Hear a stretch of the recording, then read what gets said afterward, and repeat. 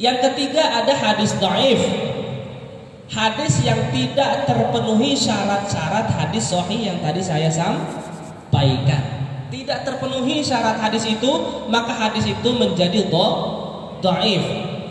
Lalu ada yang bertanya, hadis dhaif bagaimana kondisinya? Apa yang harus kita lakukan terhadap hadis dhaif?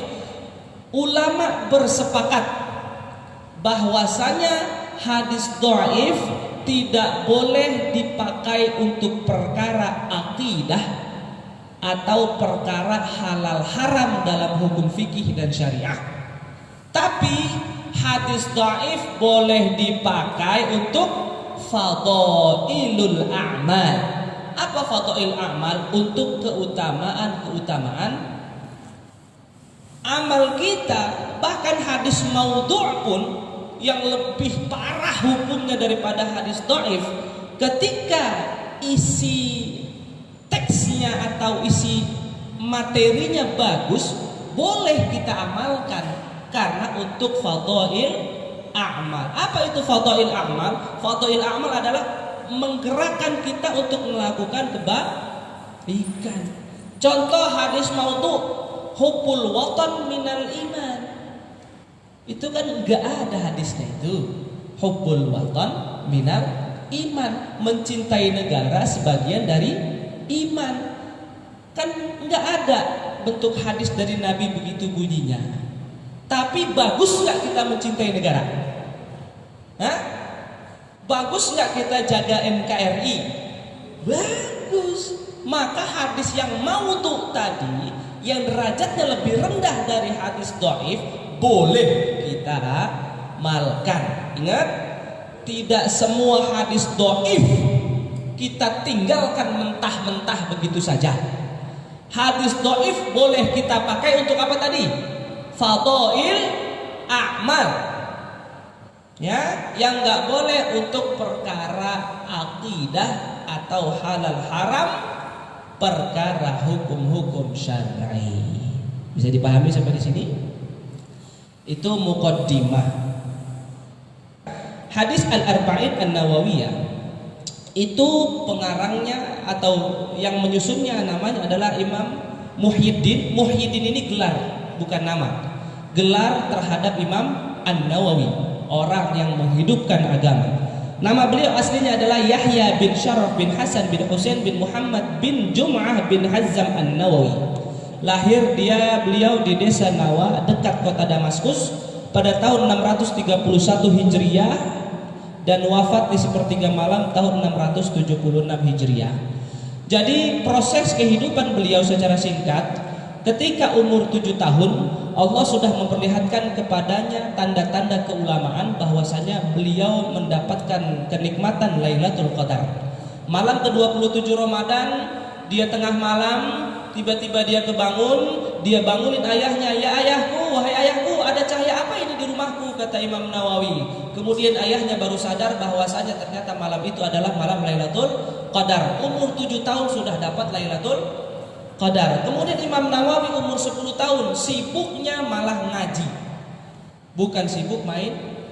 Teman-teman sebaya beliau lagi sibuk pada main-main, Imam Nawawi nggak suka yang namanya main-main.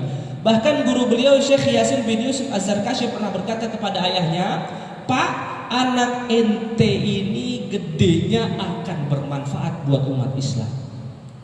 Karena ketika kecil beliau sudah senang berkutat dengan Al-Quranul Karim. Kemudian Imam Nawawi juga hafal Quran ketika usianya masih sangat belia. Qila, ada yang berkata bahwa umur Imam Nawawi ketika hafal Quran kisaran di umur 10 tahun sebelum beliau masuk kepada usia baligh. Kemudian ketika Imam Nawawi umur 19 tahun beliau sehari bisa ngaji, belajar 12 mata pelajaran pengajian. 12 mata pelajaran pengajian beliau ngaji dengan 12 guru. Kapan waktu dia makan itu? Bahkan dalam syarah dikatakan bahwasanya Imam Nawawi makan 1 kali, minum 1 kali. Makan waktu buka puasa, minumnya pas waktu sahur. Saking sibuknya beliau terhadap ilmu. Bahkan Imam Nawawi juga dikatakan sebagai ulamaul uzzab, ulama yang tidak sempat kawin, tidak sempat menikah karena saking sibuknya terhadap ilmu-ilmu agama. Ente santri ya jangan nggak kawin tetap, tapi sibukin diri sama ilmu. Alhamdulillah hadir di masjid kita para santri yang insya Allah jadi penerus perjuangan DKM Masjid Al-Abrar. Selanjutnya di antara karangan-karangan Imam Nawawi yang pertama adalah Syarah Sahih Muslim. Hadis Imam Muslim, syarahnya, penjelasannya ditulis oleh Imam Nawawi, Syarah Sahih Muslim. Yang kedua Riyadhus Shalihin. Kita sering sekali di masjid itu kita ngelihat kitab yang namanya Riyadhus Shalihin, itu penulisnya Imam Nawawi. Yang kedua kitab Al-Arba'in An-Nawawiyah. Yang kelima kitab Al-Irsyad dalam ilmu hadis, kemudian kitab At-Taqrib An-Nawawi, Tabaqatul Fuqaha dan lain sebagainya. Jadi alhamdulillah pada dasarnya mereka yang senantiasa menghabiskan waktunya untuk ilmu, akhir hayatnya itu tinggal memanen buah yang sudah mereka tanam. Jadi kalau ente santri kelas berapa sekarang? Di pesantren kelas berapa? 3 SMA, berarti umur 15. Hah? 16. Kalau belum hafal Quran, paling lama itu ngafal Quran bisa ditempuh 2,5 tahun. Setelah hafal Quran, hafal hadis itu ya. Nggak usah Sahih Bukhari dulu. Sahih Bukhari hadisnya 7.000-an banyak. Tapi nggak apa-apa, yang mukarrar yang diulang-ulang dalam Sahih Bukhari itu ada 4.000, sedikit sebetulnya. Ini dulu nih hafal nih, Arba'in Nawawi. Insya Allah itu udah hafal Arba'in Nawawi, gampang kesononya. Karena hadis Arba'in Nawawi itu hadis yang isinya pokok-pokok ajaran agama Islam. Selanjutnya, kenapa Imam Nawawi nulis buku ini? Sebetulnya Imam Nawawi nulis buku ini bukan sekedar beliau bersandar kepada hadis Nabi SAW yang bilang barang siapa yang menghafal 40 hadis itu fadilahnya banyak sekali. Tidak. Imam Nawawi nulis buku ini karena beliau melihat ulama-ulama sebelum beliau juga nulis buku yang isinya ada 40. Imam Nawawi kan bilang 40 hadis Arba'in Nawawi. Ulama sebelum Imam Nawawi juga nulis hadis, 40 hadis juga isinya tentang jihad.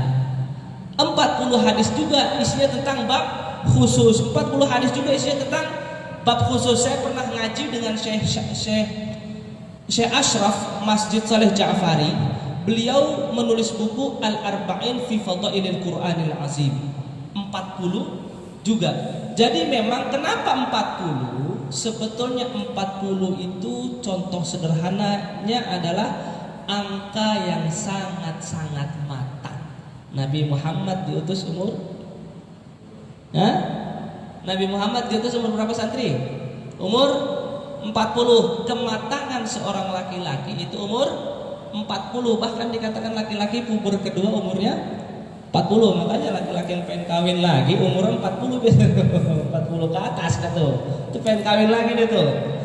Jadi alhamdulillah seperti itu. Kenapa Imam Nawawi menulis Arba'in ini? Yang insya Allah kitab Arba'in ini sangat-sangat bermanfaat buat kita dalam menggali pondasi-pondasi kita dalam beragama insya Allah. Kemudian insya Allah di pertemuan kita selanjutnya kita akan kembali masuk ke hadis pertama yang bunyinya haddatsana al-Humaidi Abdullah bin Zubair qala haddatsana Sufyan qala haddatsana Yahya bin Sa'id al-Ansari qala akhbarani Muhammad bin Ibrahim at-Taimi annahu sami'a Alqamah bin Waqqas al-Laythi yaqul sami'tu Umar bin al-Khattab radhiyallahu anhu 'ala al-minbari qala sami'tu Rasulullah sallallahu alaihi wasallam yaqul innamal a'malu binniyat wa innama likulli imri'in ma nawa faman kanat hijratuhu ila Allahi wa rasulihi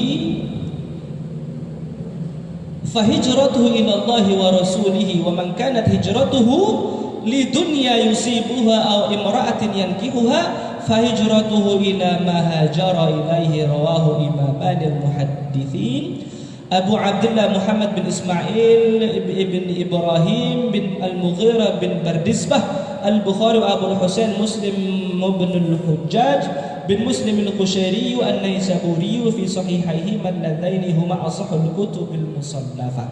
Insyaallah kita akan masuk ke hadis pertama di pertemuan selanjutnya, dan insyaallah sekalipun Ramadan sudah selesai kita akan terus membahas hadis ini. Insyaallah kajian kita bentuknya saya akan jabarkan nanti sanad-sanad hadis. Setiap hadis sahih Bukhari, kalau di Arba'in Nawawi hanya tertulis di sini sanadnya satu saja, seorang sahabat yaitu Umar bin Khattab. Tapi insyaallah nanti kita akan kumpulkan sanad-sanad dalam hadis Al-Arba'in Nawawi. Semoga Allah membantu saya dalam mengingat-ingat apa yang pernah kita kaji, apa yang pernah saya pelajari di sana, dan mempermudah saya dalam mengumpulkan materi agar menjadi ilmu yang bermanfaat buat kita semua.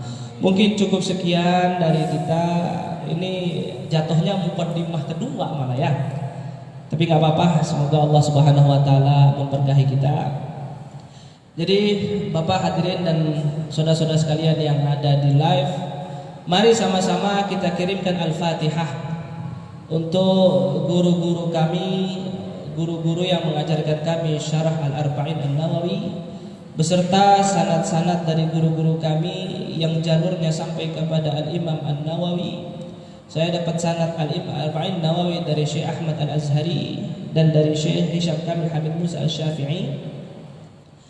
Beliau mengijazahkan kita Al-Arba'in An-Nawawi.